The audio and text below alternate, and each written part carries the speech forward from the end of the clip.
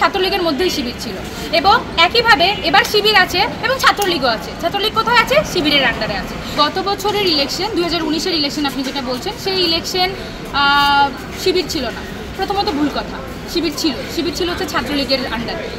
তো অবশ্যই ছাত্রলীগের মধ্যেই শিবির ছিল এবং একইভাবে এবার শিবির আছে এবং ছাত্রলীগও আছে। ছাত্রলীগ কোথায় আছে? শিবিরের আন্ডারে আছে।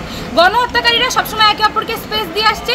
ইতিহাসে যদি আমরা পর্যালোচনা করি তাহলে দেখা গেছে যে একসময় শিবির ছাত্রলীগকে পুনর্বাসন করেছে, একসময় ছাত্রলীগ শিবিরকে পুনর্বাসন করছে। তো এখন আসলে আপনারা শিবিরকে গিয়ে প্রশ্ন করতে পারেন যে আপনাদের আন্ডারে গুপ্ত কজন ছাত্রলীগ আছে, কারণ ছাত্রলীগের আন্ডারে শিবিরটা ছিল, এটা তো আমরা জানি। কোনোভাবেই আপনি বলতে পারেন না যে 2019-এর ইলেকশনে শিবির ছিল না। এবং সেই ভোটটা কী পরিমাণে বিতর্কিত ছিল সেটা আমরা সবাই জানি। কী পরিমাণে ভোট চুরি হয়েছে, কী পরিমাণে ইলেকশন ইঞ্জিনিয়ারিং হচ্ছে সেটা আমরা কম বেশি সবাই জানি এই মুহূর্তে।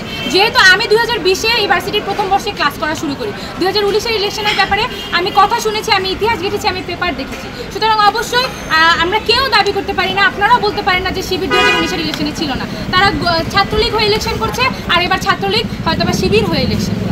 গুপ্ত ভোট ব্যাংক, এখন আপনি যদি ইসে যান, সোশ্যাল মিডিয়া স্পিয়ারে যান, তাহলে একজনের 6টা বট আইডি আছে। এখন 6 জন তো নিশ্চয়ই ভোট দিতে পারবে না। এখন যদি প্রশাসন 6 জনকে ভোট দিতে দেয় তাহলে হয়তো দিতে পারবে, এবারে তো দিতে পারছে না। তারা অগণতান্ত্রিক, তারা যে শক্তির পক্ষে সেটা হচ্ছে গণহত্যাকারীদের শক্তির পক্ষে। সুতরাং আমি মনে করি যদি একটা সুষ্ঠু নির্বাচন হয় তাহলে গণতান্ত্রিক শক্তি ব্যতীত কোনো শক্তি আর জিতে আসতে পারে না।